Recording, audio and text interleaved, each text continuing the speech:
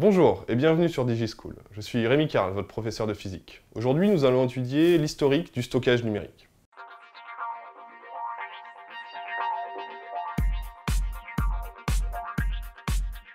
L'histoire du stockage numérique et de manière générale l'histoire de l'informatique est une histoire relativement récente. Donc c'est en 1956 que commence cette histoire, c'est la date qu'on retiendra. C'est l'invention du premier disque dur par IBM sans possibilité de transport de l'information. Donc IBM avait monté ce Ramac 350 qui était une machine qui permettait de stocker de l'information. Donc ça stockait à peu près 5 mégaoctets par disque. Ça pesait près d'une tonne. C'était la taille de 2 gros frigos américains. Ça permettait du transfert de données à peu près 8 mégaoctets par seconde et ça coûtait globalement 50 000 $. Donc voilà le Ramac 350 qui est vraiment l'ancêtre de notre disque dur d'ordinateur.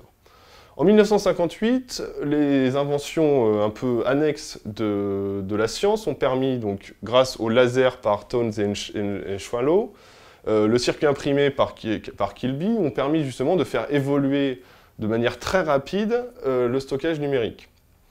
Le stockage numérique, donc, qui se concrétisait donc, un petit peu après, donc, dans les années comme ça, 50, par les cartes perforées, les cartes perforées qui nous permettaient ici de dégager un nombre d'informations binaires. Des personnes plus anciennes que moi pourront vous donner des anecdotes sur justement l'ordre des cartes perforées. Si on faisait tomber ces cartes perforées, on avait une impossibilité de reconstituer un fichier dans le bon ordre. Donc c'était très archaïque, mais très utile aussi.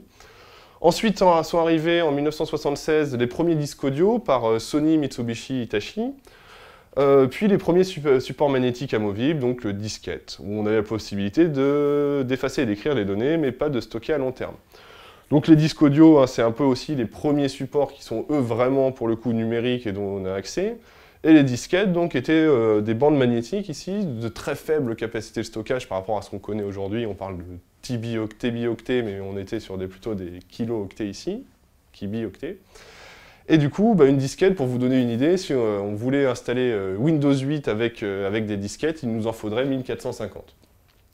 L'histoire du stockage numérique continue et s'accélère dans les années 80. On commence à commercialiser les disques optiques compacts audio numériques, des CDA, donc qui ont une plus grande capacité de stockage. On passe d'une disquette à quelque chose qui a une capacité de stockage de 500 disquettes, donc 500 disquettes par disque, et qui ont une plus grande longévité, qui va pouvoir conserver plus longtemps les données. La longévité du support de stockage, ça sera un critère très important quand on choisira son support. Et puis ensuite viennent les normes, le droit qui se mêle à tout ça. Donc on standardise un petit peu les normes utilisées par les différents fabricants. Et donc du coup, Philips et Sony ont un peu la main mise justement sur ces normes-là.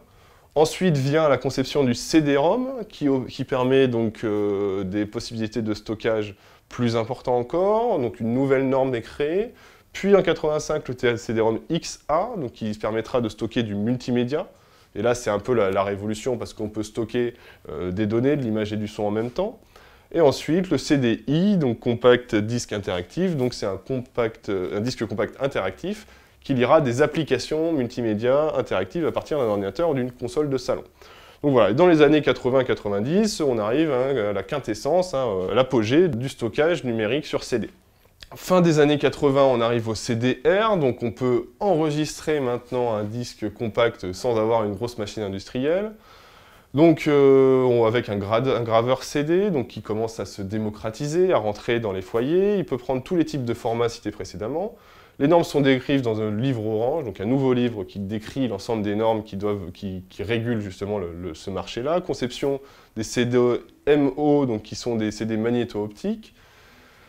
Et puis, etc., etc., on arrive à, donc, de là, fin des années 80, à des CD sur lesquels on peut enregistrer et ensuite réenregistrer, réinscriptible. Fin des années 80, le CD est globalement sous sa forme actuelle, avec quelques avantages mais plus marginaux.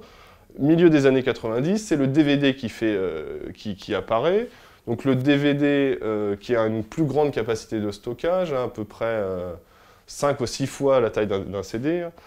Et donc du coup, voilà, 97, le Compact Disc Recordable Writable, donc là du coup on est vraiment sur un CD enregistrable et inscriptible, donc qui est vraiment bien sur le marché.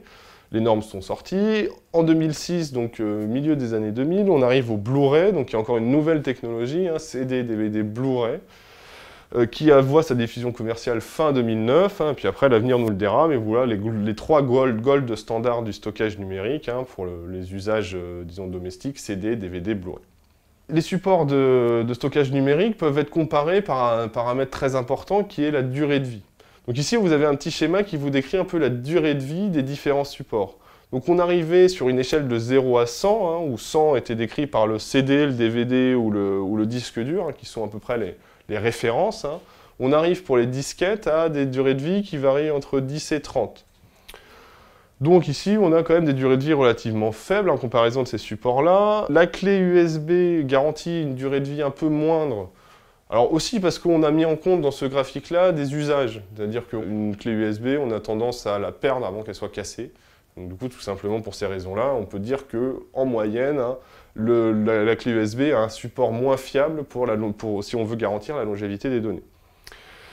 Et maintenant, on imagine le stockage 2.0, nouvelle génération, c'est le cloud. Donc vous savez, c'est la centralisation des données, hein, qui nous permet ici d'avoir une longévité qui est garantie par du coup la multiplicité des supports de stockage, hein, et qui est à l'heure actuelle le choix préféré de nombreuses entreprises et qui nous permet de garantir une très grande longévité en bien sûr diminuant un petit peu la sécurité et la protection des données.